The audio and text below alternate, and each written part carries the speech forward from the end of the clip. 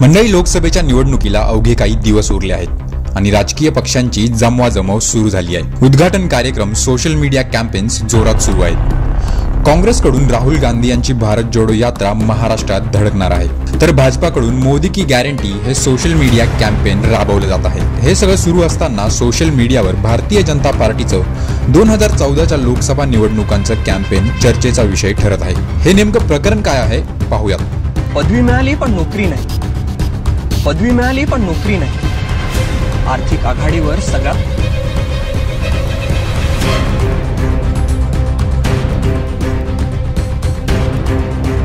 2014 लोकसभेची निवडणूक भाजपनं जिंकली होती आणि मोदी पंतप्रधान झाले होते। भारतीय जनता पार्टी ही निवडणूक जिंकण्यामागे त्यांनी केलेला सोशल मीडिया माध्यमांचा वापर हे एक प्रमुख कारण ठरलं होतं। मोदींची ब्रँडिंग आणि प्रचाराच्या जोरावर भाजपनं स्वबळावर केंद्रात सत्ता स्थापन केली होती। भाजपने तेव्हा केलेल्या प्रचाराचा व्हिडिओ सध्या सोशल मीडियावर व्हायरल होत आहे। भारतीय जनता पार्टीनं आता येणार मोदी सरकार या नावानं कॅम्पेन केलं होतं। यामध्ये तरुण नोकऱ्यांबद्दल चिंता व्यक्त करत होते। आई वडिलांनी मला शिकवलं, दिवस रात्र अभ्यास करून मी पदवी मिळवली, पदवी मिळाली मात्र नोकरी नाही, आर्थिक आघाडीवर बट्ट्याबोळ करणारे आम्हाला नोकऱ्या कुठून देणार, असा व्हिडिओ भाजपकडून प्रसारित करण्यात आला होता। वडिलांनी मला शिकवलं, दिवस रात्र अभ्यास करून मी पदवी मिळवली, पदवी मिळाली पण नोकरी नाही, आर्थिक आघाडीवर सगळा बट्ट्याबोळ करणारे हे आम्हाला नोकऱ्या कुठून देणार। वा रे वा माझ्या देशाचं सरकार। या सरकारची 10 वर्ष गेली स्वतःचीच नोकरी वाचवण्यात। या सरकारमध्ये असंच चालतं बॉस।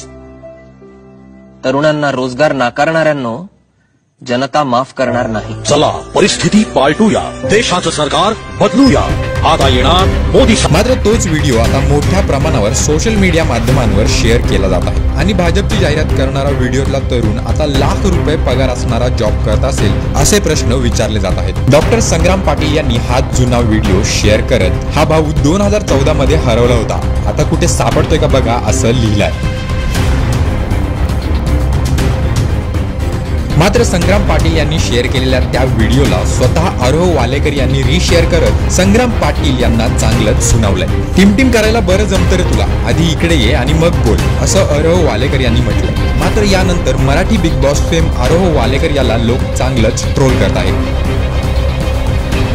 ते भाऊ म्हणत आहे आणि तू बाळा म्हणत आहे, संस्कार शेवटी ज्याचे त्याचे। आरोह ही जाहिरात करून तू तोंड काळं केलं होतं बाळा, असं म्हणत वापरकर्ते आरोह वालेकर या तरुणाला चांगलंच धारेवर धरत आहेत। होऊ घातलेल्या निवडणुकांमुळे उनीधुनी निघणं हे स्वाभाविक आहेच। मात्र 2014 नंतर किती तरुणांना नोकऱ्या मिळाल्या, किती तरुण स्वतःच्या पायावर उभे राहिले हा संशोधनाचा विषय आहे। तरुणांना नोकरी नाकारणाऱ्यांनो जनता तुम्हाला माफ करणार नाही असं म्हणत भाजपनं प्रचार केला होता। मात्र 2024 मध्ये जर भारतातल्या एका राज्यात 60,000 शिपाई पदाच्या भरतीसाठी 50 लाख अर्ज येत असतील तर बेरोजगारी हा प्रमुख प्रश्न सध्या देशासमोर आहे हे नाकारता येणार नाही। मॅक्स महाराष्ट्रासह ब्युरो रिपोर्ट, मुंबई।